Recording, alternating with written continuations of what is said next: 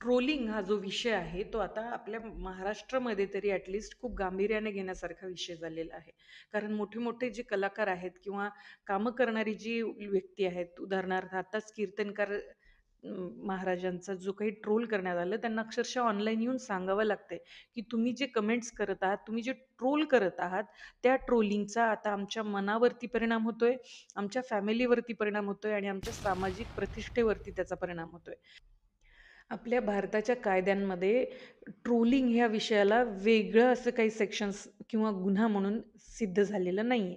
यामध्येच जुने जे काही कलम आहेत आपले IPCचे ते म्हणजे 499 आणि 500 मध्ये रिप्युटेशन खराब करण्यासाठी डिफमेशनचा गुन्हा आपण दाखल करू शकतो. त्याच प्रकारे जर क्रिमिनल इंटिमिडेशन म्हणजेच कमेंटमध्येच जर तुम्हाला धमकी किंवा काही प्रकारचं इंटिमिडेशन जर मिळालं असेल तर त्याची पण शिक्षा आपल्याला IPCमध्ये मिळताना आपल्याला दिसते. दुसरं आहे सायबर क्राईममध्ये सेक्शन 66 मध्ये सुरुवातीला तर ऑफेन्सिव्ह मेसेजेसमध्ये गुन्हा ठरला जायचं, पण आता ते सेक्शन ओमिट करण्यात आलेलं आहे. जेणेकरून सेक्शन 66 ई मध्ये असं सांगितलेलं आहे, की जर कोणत्याही व्यक्तीचं जर प्रायव्हसीचं व्हायोलेशन झालं, ऑनलाईन जर तुम्ही कोणत्या व्यक्तीला प्रायव्हसीचं व्हायोलेशन जर तुम्ही करत असाल, तर तुम्ही गुन्ह्यास पात्र आहेत IT ॲक्ट 2000 नुसार.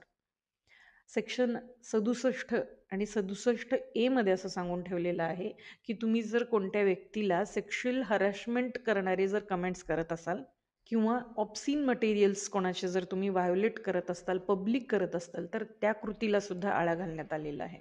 त्याच प्रकारे जर मुलांविषयी जर काही गुन्हा असेल, तर पॉक्सो ॲक्टचा वापर केला जातो. काही वर्किंग वुमन्सबद्दल असेल, तर sexual harassment at working place ह्या बऱ्याच अशा कायद्यांचा वापर केला जातो. सेपरेट ट्रोलिंगसाठी अजूनही आपल्या भारतामध्ये विशेष अशा कायदे आणि तरतुदी नाही आहेत. अशा वेळेला करायचं काय? तर ट्रोलिंग करत असताना जेव्हा डिफमेटरी, अबिसिव्ह, थ्रेटनिंग आणि सेक्शुअल हॅरासमेंट स्वरूपाचे जर काही कमेंट्स आपल्याला जाणवतील आणि त्याचा आपल्याला जर त्रास झाला असेल, तर सगळ्यात आधी आपल्याला पोलीस कंप्लेंट करायची. पोलीस स्टेशनमध्ये, जवळच्याच पोलीस स्टेशनमध्ये जाऊन तुम्ही पोलीस कंप्लेंट करू शकता. दुसरं आहे सायबर सायबर सेलकडे जाऊन सुद्धा तुम्ही कंप्लेंट करू शकता ऑनलाईन ट्रोलिंगसाठी. अशा प्रकारच्या कमेंट्स जर तुम्हाला येत असतील तर. आणि दुसरं आहे सिव्हिल सूट म्हणजेच डिफॉमेशन म्हणजेच मानहानीमध्ये 2 स्वरूपाचे तक्रार आपल्याला करता येतात. सर्वात पहिला क्रिमिनल ऑफेन्स म्हणजे आरोपीला आपल्याला जेलमध्ये पाठवायचं असेल तर तशी तरतूदही आहे.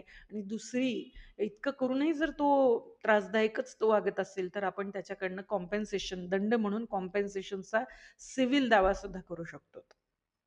काही आपल्या पर्सनल अकाउंटमध्ये सुद्धा आपण सेटिंग करू शकतो. अशाच प्रकारचं वारंवार जर आपल्याला कोणी ट्रोल करत असतील, तर त्या व्यक्तीला आपण ब्लॉकही करू शकतो आणि त्यासोबत आपण त्या प्रोफाईलला रिपोर्टही करू शकतो. तुमचे इतके सगळे फॉलोअर्स आहेत, त्या व्यक्तीचं नाव घेऊन जर तुम्ही अपील केलं, की या व्यक्तीला सगळ्यांनी रिपोर्ट करा, तर त्या व्यक्तीच्या प्रोफाईलवर जाऊन आपण रिपोर्टही करू शकतो. आणि दुसरं म्हणजे जो कंटेंट जास्त तुम्हाला ट्रोल केला जातोय, तो कंटेंट आपण रिमूव्हही करू शकतो आपल्या अकाउंटवरनं. हे सगळ्या ज्या सेटिंग्स आहेत आणि आणि प्रायव्हसी सेटिंग्स ज्या आहेत, त्या थोड्याशा अजूनही व्यवस्थित अभ्यासपूर्वक सेटिंग्स जर आपण केल्या, तर अशा प्रकारचं ट्रोलिंग आपण थांबवू शकतो. लक्षात घ्या, ट्रोलिंग हा विषय जो आहे, तो जास्तीत जास्त जागरूकतेचा, जबाबदारीचा आणि कायद्याचा बनला गेलेला आहे. ही एक मजा आहे. समोरच्या व्यक्तीला डायरेक्ट आपण कमेंट करणं ही मजेची गोष्ट आहे. याचा इतकाही विपर्यास आपण नाही केला पाहिजे, की समोरच्या व्यक्तीला अक्षरशः कॉन्फरन्सेस घेऊन अक्षरशः रडून सांगावं लागतंय, की या गोष्टींमुळं माझ्या मानसिक आरोग्यावर परिणाम होतोय, माझ्या फॅमिलीवर याचा परिणाम होतोय, माझ्या प्रायव्हसी लाईफवर होतोय आणि सगळ्या प्रकारे माझं जे सामाजिक प्रतिष्ठा आहे, याला सुद्धा डाग बसतोय. इतक्या हरॅशमेंट करणाऱ्या कमेंट्स करताना आपण सगळ्यांनी सुद्धा थोडासा विचार केला पाहिजे.